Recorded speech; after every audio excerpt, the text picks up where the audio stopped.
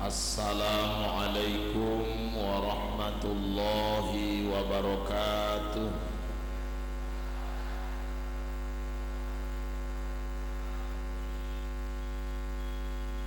Innal hamdalillah wassalatu wassalamu ala Rasulillah wa ala alihi wa sahbihi wa mawala. Asyhadu an la ilaha illallah wahdahu la syarikalah wa asyhadu anna sayyidana Muhammadan abduhu wa rasuluh alladzi la nabiyya ba'da. Allahumma salli wa sallim wa barik ala sayyidina Muhammad wa ala alihi wa ashabihi ajma'in. Amma ba'du, qala Allah ta'ala fil Qur'anil Karim. A'udzu billahi minasy syaithanir rajim. Bismillahirrahmanirrahim. Duribat 'alaihimudz zillatu aynama thuqifu illa bihablim minallah wa hablim minan nas.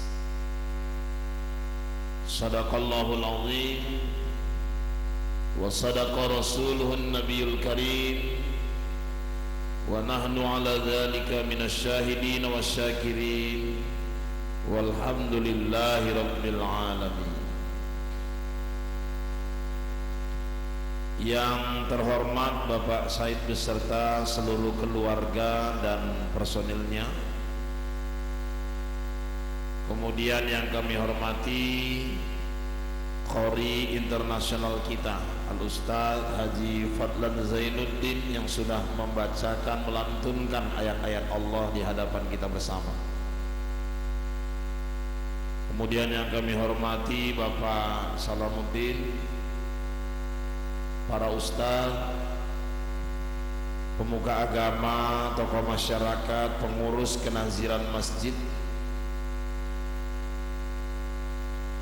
seluruh jamaah yang hadir pada malam hari ini, hadirin wal hadirat rahimakumullah. Ayat yang saya bacakan di muqaddimah tadi terdapat di dalam surah Ali Imran ayat 112. Duribat 'alaihimudz zillatu aynama thuqifu illa bihablim minallah wa hablim minan nas. Celakalah manusia. Ada yang menerjemahkan manusia itu diliputi kehinaan dimanapun mereka berada, melainkan orang-orang yang baik tali hubungannya kepada Allah dan baik pula tali hubungannya kepada sesama manusia.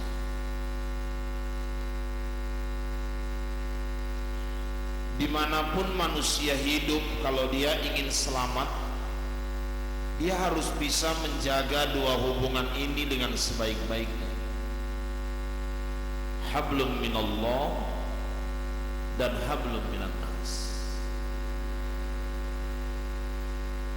Ada orang hablum minallahnya bagus, tapi hablum minan nasnya rusak, celaka juga nih manusia.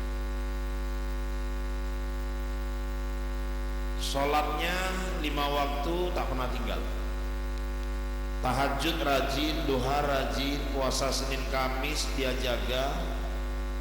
Kalau sholat 5 waktu dia upayakan sholatnya di masjid, tapi sama tetangga tak bercakapan. Sama saudara kandung udah 12 tahun gak cakapan gara-gara batas tanah warisan. Sama kawan sekantor tiap hari intip-intipan kesalahan. Padahal hablum minallahnya bagus, tapi minan nasnya rusak. Ahli masjid kalau keluar masjid sama orang pun payah kali senyumnya. Dia rasa dia aja yang masuk surga, yang lain neraka semua. Apalagi jumpa orang yang baru keluar dari masjid, apa keluar dari warung, padahal belum tentu juga orang keluar dari warung tuh main togel berjudi. Bawaan wajah tuh sengit aja, wajah-wajah penalti. Ditegur sama kawan tuh pulang dari masjid, wah cuy meludah pula wak tuh lagi. Makanya hati-hati, nanti di akhirat ada orang yang masuk neraka itu justru karena ibadah. Kalau orang masuk neraka karena maksiatnya, kita udah gak heranin. Tapi yang terkejut nanti kita di akhirat, kita lihat ada orang di dunia ini taat ibadah, ahli masjid kok di neraka. Di sana nanti kita terkejut semua. Bang, ada apa? Gak salah masuk waktu bang. Kenapa? Itu kan imam masjid kita dulu bang. Itu kan taat kali orangnya. Kok bisa dia masuk ke neraka? Rupanya bapak-bapak, ibu-ibu, karena ibadahnya itu muncul ujub, muncul bangga kepada dirinya sendiri, sehingga remeh kepada orang yang belum mau beribadah. Hati-hati. Banyak orang terjebak muncul ujub, sombong, tinggi hati justru karena ibadah. Lantas meremehkan orang lain yang belum mau beribadah. Hati-hati. Kalau hari ini kita ditakdirkan Allah orang yang mampu menjaga ketaatan kita beribadah, berdoalah kepada Allah, minta tolonglah kepada Allah, ya Allah bantu saya agar saya istiqomah mempertahankan ibadah ini. Karena banyak orang taat ketika hidupnya, matinya fasik.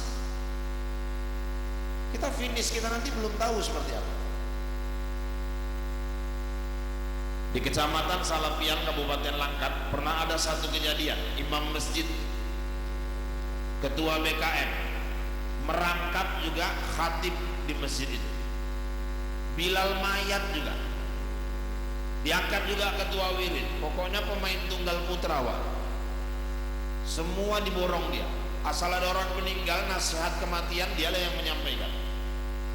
Tapi suatu hari masyarakat di kampung itu terkejut semua. Kenapa? Pagi hari dia azan subuh, selesai azan subuh ditunggunya jemaah datang. Sudah datang jemaah, dia langsung komat. Kawannya yang maju jadi imam, selesai salam dia tidak ikut berzikir, tidak ikut dia berdoa, langsung pulang. Sampai di rumah ngasah pisau. Istrinya sama sekali nggak curiga. Kenapa? Karena dia tukang potong ayam.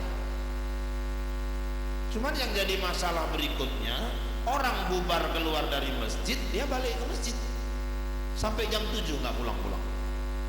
Anaknya yang kelas 1 SD mau berangkat sekolah, dipanggilnya emaknya, mak antarkanlah saya sekolah. Kau asik urus mak aja, kan ada ayah kau. Kau pikir mak kau itu aja kerjaannya, banyak kerjaan mak dari pagi mak gak berhenti. Ayah kau tuh di masjid ngapain aja, kau jemput ayah kau ke sana.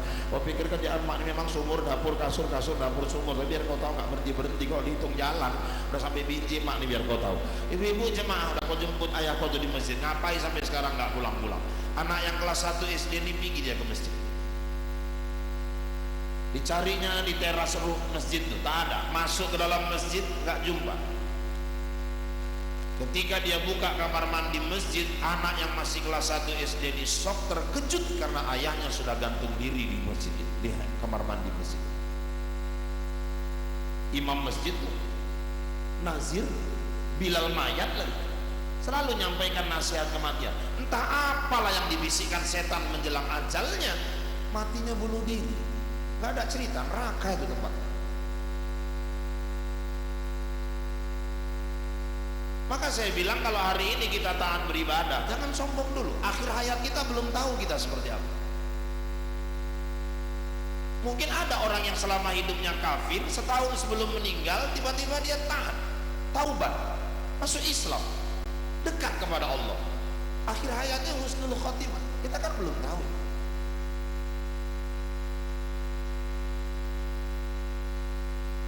Terkejut kita di neraka, di akhirat ada pula pelacur masuk surga.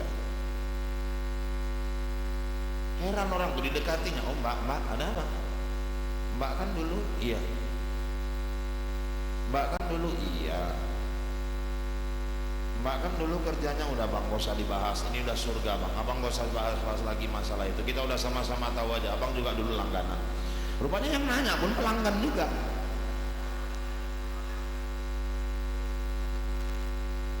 Jadi kok bisa mbak masuk ke surga ini? Saya dulu kerja seperti itu, udah saya cari kerja kemana-mana nggak diterima. Tapi akhirnya ada yang ngajak saya ke jalan yang sesat. Saya waktu itu panik, saya kerja seperti itu. Tapi 3 bulan ketika selesai saya bekerja malam, saya lewati lah Bandre Said, ada pengajian, ada ustadz keling-keling namanya Rahul gitu, dia lagi ceramah. Sama lah hitamnya sama yang punya Bandre. Jadi misalnya ini, misalnya bagaimana dia bahas masalah taubat, tiba-tiba kok saya dengari cerita taubat itu menusuk ke hati saya. Sampai di rumah mandi taubat, saya ambil telepung malam, saya sholat sunat taubat, minta ampun saya kepada Allah. Saya rasa diri saya ini berlumur dosa. Sejak itu total saya tinggalkan pekerjaan itu. Dengan uang yang ada saya dagang kecil-kecilan untuk bertahan hidup. Ketika itu saya tiap sholat menangis karena teringat dosa-dosa itu. Saya merasa saya tidak akan diampuni Allah. Tapi akhirnya ternyata karena pengharapan saya dengan ampunan Allah itu begitu besar, Allah terima taubat saya. Akhirnya saya masuk ke surganya Bang. Kita nggak tahu akhir hayat kita nanti seperti apa. Akal juga. Jumpa orang pun payah kali senyumnya. Ada juga orang hablum minan nasnya bagus, sama tetangga loyal. Kalau perkara loyalitas bukan main. Kalau ada tetangga sakit, cepat kali mobilnya keluar bawa ke rumah sakit. Kepedulian sosialnya luar biasa. Kalau senyum gak usah ditanya, jumpa tiang listrik pun senyum waktu. Tapi sayangnya sholatnya PSMS, Persatuan Sholat Maghrib saja. Atau mungkin PSIS, Persatuan Sholat Isya saja. Atau bisa jadi PSSI, Persatuan Sholat Subuh Indonesia. Atau mungkin dia Persija, Persatuan Sholat Jumat saja. Ada juga Persib, Persatuan Sholat, insya Allah besok kata dia. Dan yang lebih berbahaya sholatnya PSDS, Persatuan Sholat 2 kali setahun, Idul Fitri sama Idul Adha saja.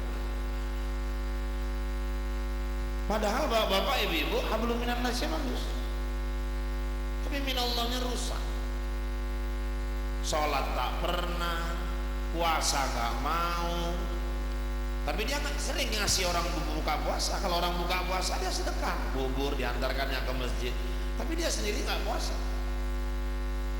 Baca Quran apalagi, tahajud apalagi. Bapak ibu jemaah, ini celaka juga manusia.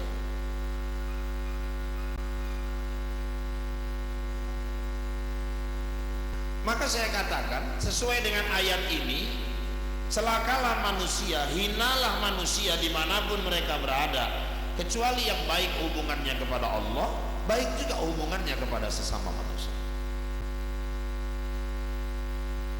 Sekarang kita berbicara tentang hablum minallah, hubungan kepada Allah.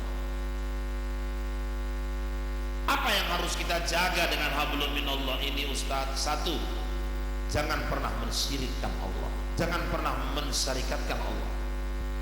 Innallaha la yaghfiru ayyushraka bihi wa yaghfiru ma duna dzalika liman yasha. Sungguhnya Allah mengampuni dosa syirik, tapi dosa Allah tidak akan mengampuni dosa syirik. Tapi Allah akan mengampuni dosa apapun selain dosa syirik. Menyekutukan Allah, menduakan Allah.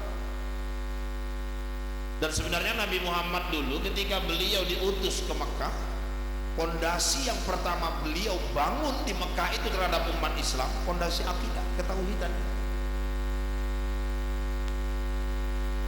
Ketika hidup kita ikrarkan la ilaha illallah, sampai akhir hayat harus tetap la ilaha illallah. Pengembangannya itulah yang kita baca dalam suratul Fatihah. Sosialisasinya iyyaka na'budu wa iyyaka nasta'in. Hanya kepadamu lah aku menyembah, hanya kepadamu lah aku minta pertolongan. Itu aktualisasi dari nilai-nilai ketauhidan. Na'budu dan nasta'in. Ayatnya tidak pernah dibalik, iyyaka nasta'in wa iyyaka na'budu. Yang